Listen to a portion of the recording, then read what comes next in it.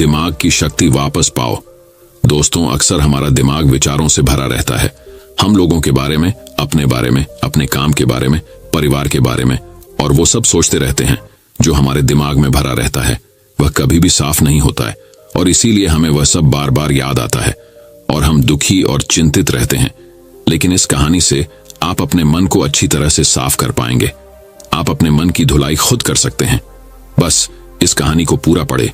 एक बार एक गुरु और शिष्य एक सुनसान जंगल से गुजर रहे थे। तभी शिष्य अपने गुरु से एक सवाल करता है, गुरुजी, ऐसा क्या होता है कुछ लोगों के पास कुछ भी नहीं होता, लेकिन फिर भी वो सुखी रहते हैं, आनंद में रहते हैं, और कुछ लोगों के पास सब कुछ होते हुए भी उदासी उनके चेहरे से साफ दिखाई देती है।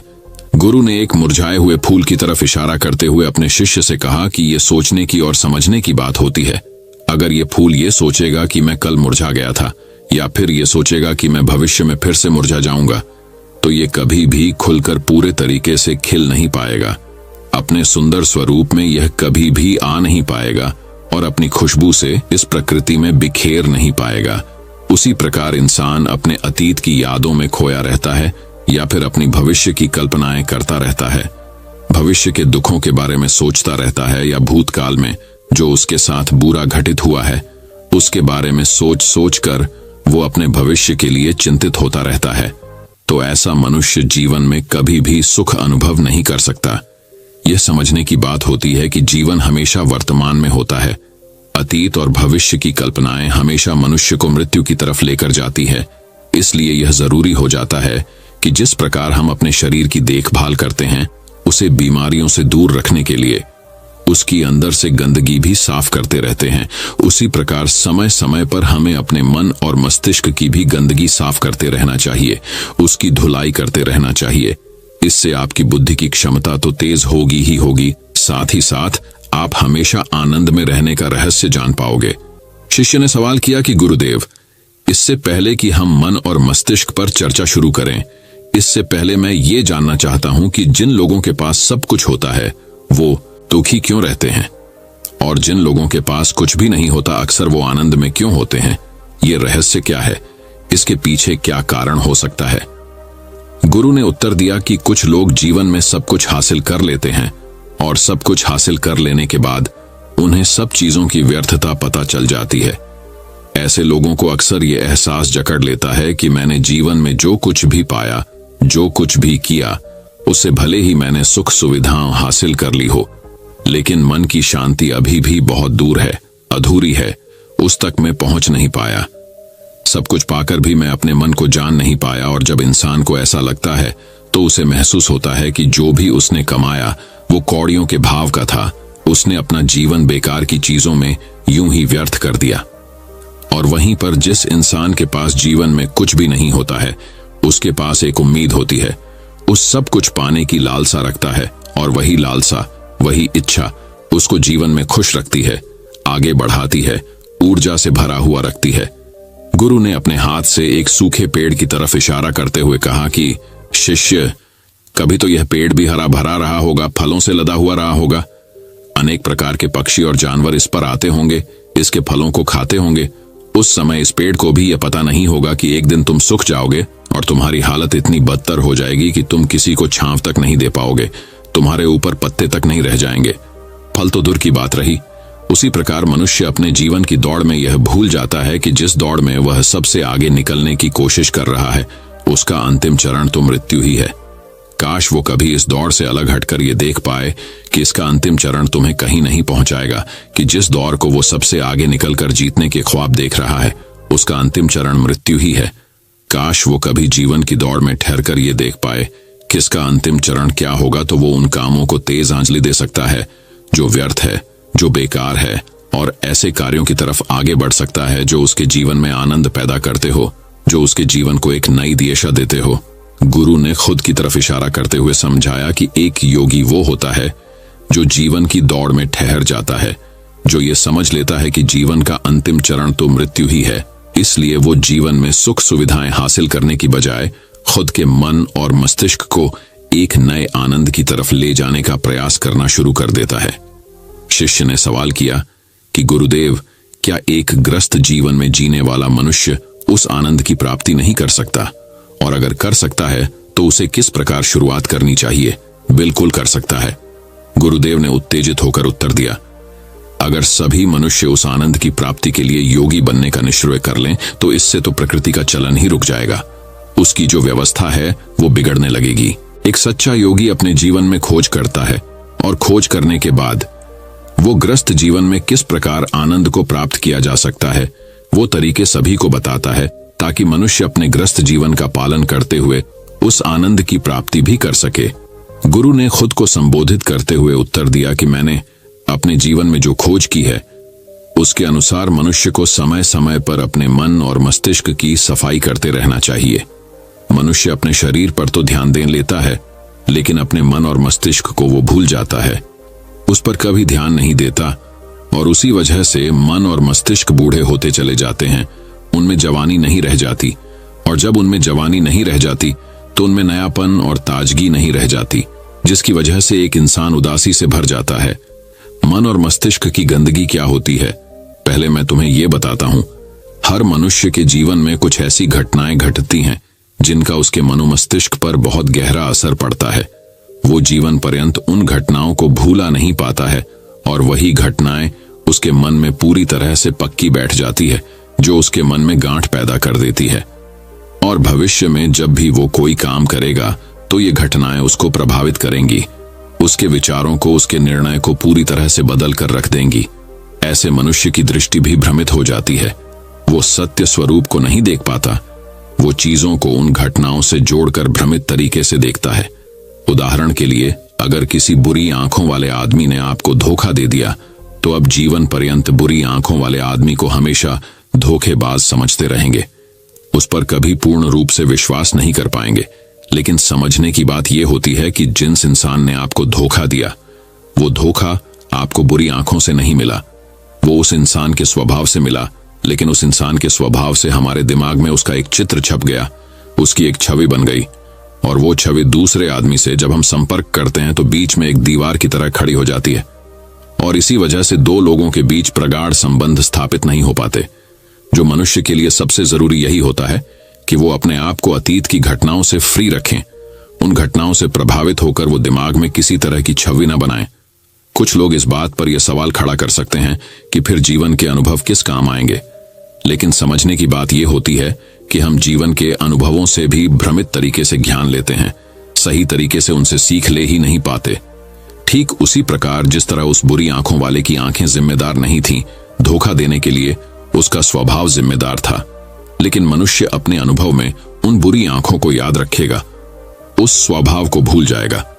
शिष्य अपने गुरु की बातों में इतना खो गया कि उसे चलते चलते जंगल के रास्ते में पड़े हुए कांटे दिखाई नहीं दिए, और अचानक उसके पैर में एक कांटा चुभ गया। गुरु ने उसका कांटा बाहर निकालते हुए उससे पूछा, कांटा तुम्हारे पैर में क्यों लगा? इसके पीछे तुम किसे जिम्मेदार मानते हो? गुरु ने कहा कि तुम मुझे भी जिम्मेदार मान सकते हो, क्योंकि मैं तुम्हें एक बात सुना रहा था। क्या तुम खुद को भी जिम्मेदार मान सकते हो कि तुम मेरी बातों में इतना खो गए कि तुम्हारा रास्ते पर ध्यान ही नहीं रहा? क्या तुम इन पेड़ों को जिम्मेदार मान सकते हो जिन्होंने ये कांटे इस रास्ते पर बिछा दिए? शिष्य ने उत्तर दिया कि गुरुदेव, इसमें मैं खुद को ही जिम्मेवार मानता है, क्योंकि आप तो अपना काम कर रहे थे और इस पेड़ ने भी अपना काम किया, पर मैं अपना काम पूरे होश पूर्वक नहीं कर पाया।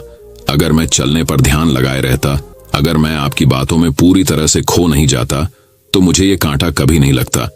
इसमें पूरी तरह से मेरी ही गलती थी। गुरु ने अपने शिष्य की पीठ थपथपाते हुए आगे कहना शुरू किया कि जो घटनाएं हमारे मन को प्रभावित करती हैं, जरूरी हो जाता है कि उन घटनाओं को हम किसी भी तरह अपने मन से बाहर निकाल दें, और उसके लिए सबसे सरल तरीका है कि अपनी भावनाओं को व्यक्त करना सीखो। उसे अपने दिल में, अपने मस्तिष्क में बिठाकर मत रखो। जब तुम किसी दूसरे मनुष्य के सामने अपनी भावनाओं को व्यक्त कर देते हो तो तुम्हारे मन का बोझ हल्का हो जाता है। कुछ लोगों का स्वभाव ऐसा होता है कि वो अपने मन की बात किसी को नहीं बताते। ऐसे लोग अक्सर अपने अंदर ही अंदर दुखी होते रहते हैं, लेकिन वो अपने मन की बात किसी दूसरे आदमी के सामने नहीं बताते। इसके उलट कुछ लोग ऐसे भी होते हैं जो अपने मन में किसी भी बात को रख नहीं पाते। उनके साथ कुछ भी अच्छा या बुरा होता है, वो अपने मन की बात, अपनी भावनाओं को दूसरों के सामने व्यक्त कर देते हैं, और तुमने खुद महसूस किया होगा कि जो लोग अपने मन की भावनाओं को व्यक्त कर देते हैं वो जीवन में ज्यादा आनंदित रहते हैं। कभी भी प्राकृतिक रूप से आए हुए वेग को रोकना नहीं चाहिए। जिस वेग को हम रोकने की कोशिश करते हैं वो वेग हमें अंदर से ही खाने लग जाता है। अगर तुम्हारा मन किसी बुरी घटना पर रोने का हो रहा है तो चीख चीख कर रो, अपने आप को रोको मत, उस वेग को पूरी तरह से बाहर आने दो।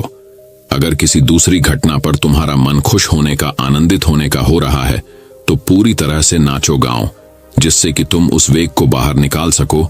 और जब वो वेग अपनी पूरी गति के साथ बाहर आ जाता है तो पीछे छोड़ आता है एक खालीपन, एक अकेलापन, एक शांति, एक मौन, एक अनुभूति।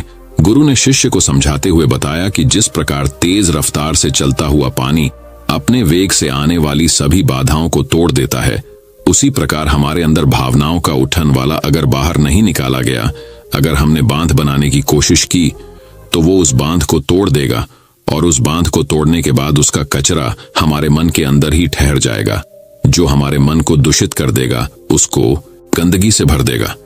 अक्सर मनुष्य अपने मन में किसी घटना को दबाकर इसलिए रखता है कि वो सोचता है कि अगर सामने वाले को इस घटना के बारे में पता चला तो वो पता नहीं मेरे बारे में क्या सोचेगा। इसी विचार की वजह से वो अंदर ही अंदर खुद दुखी होता रहता है, लेकिन सामने वाले को वो कुछ भी नहीं बताता। लेकिन एक बार अगर वो हिम्मत कर सकता है, शुरुआत कर सकता है, तो उसका पूरा जीवन परिवर्तित हो सकता है। एक बार अगर उसके दिमाग की आदत बन गई तो वो जीवन भर अपनी भावनाओं को दूसरों के सामने व्यक्त करने से हिचकिचाएगा नहीं। और अपने दिमाग की ये आदत हम 21 दिनों में पैदा कर सकते हैं। 21 दिनों तक अगर सही तरीके से हम अभ्यास करें तो हमारा दिमाग पूरी तरह से भावनाओं से मुक्त हो जाएगा। यह 21 दिनों का अभ्यास इस प्रकार है। 21 दिनों तक सबसे पहली बात जो याद रखनी है कि अपने मन में किसी भी बात को दबाकर नहीं रखना है। अगर हम किसी मनुष्य के बारे में अच्छा सोचते हैं तो हम उसे व्यक्त करें, अगर बुरा भी सोचते हैं तो उसे भी व्यक्त करें। परिणाम भूल जाएं कि परिणाम क्या होंगे, सिर्फ अपने दिमाग की धुलाई करने पर विश्वास रखें। इससे आपके अंदर एक अद्भुत साहस पैदा होगा। जब आप किसी मनुष्य के बारे में वह सब बता पाएंगे जो आप उसके बारे में सोचते हैं, तो आप खुद सोचिए कि आपका खुद के ऊपर विश्वास कितना ज्यादा बढ़ जाएगा। आपके मन के सारे डर खत्म हो जाएंगे। हो सकता है कि इसमें आपको चुनौतियों का सामना करना पड़े, लेकिन जहां पर चुनौती नहीं होती वो कुछ अभ्यास भी नहीं होता। अभ्यास हमेशा चुनौतियों से भरा होना चाहिए। इससे आप सत्य वचन बोलने का अभ्यास भी कर पाएंगे।